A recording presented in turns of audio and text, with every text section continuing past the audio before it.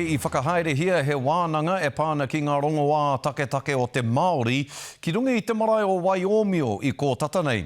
I reira ngā mātanga o ngā hapū me ngā whānau e tohatoha ana i o rātou mōhiotanga. I reira hoki a muri wai hei taringa mō tātou.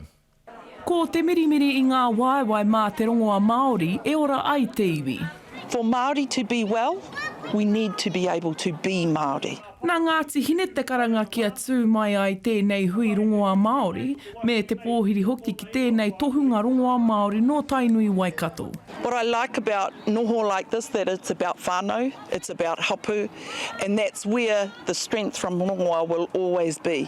Kua huihui mai ngā kārangaranga o te tai tokerau ki tēnei kaupapa hirahira. E kōkiri nei te wānanga, e pāna ki te rongoā, ko ngā tino whaenga e hihia te ana ki te rongo i te reo o te iwi, e pāna ki te rongoā, nā te mea ieneira, kei reira ngā kōrero e o mio haere ana, engari horekau anō tātou kia āta ruku atu ki te hohonutanga o tēnei wānanga. Ne kore te whenua e ora, ko kore tātu te iwi e ora.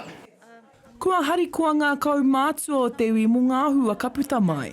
Kana ngā painga ka puta ake, mā te iwi anō rātou e whiriwhiri te tai ki te tahi ki anga mohe rātou, e a ngā rereketanga, ngā raruraru pē, ngā painga ka puta o ena mea katoa e tāina te whiriwhiri te iwi. Tēnei kaupapa he tīmata kōrero tēnei mō te hapu o ngā tihine ki te tiro aha tēnei mea te rongoā.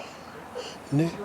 Ke puta e te kōrero puta no te whānui iaha tā rātou hehia e pāna ki tēnei mea te rongoā.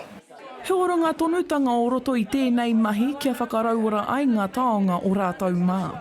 Reconnecting people to their maunga, to their awa, all of these things help build up our Māori and the Māori of the places to which we belong. From there comes health. Koinei te timatanga hau mo te rongoā Māori. Muri wai hei, te karere.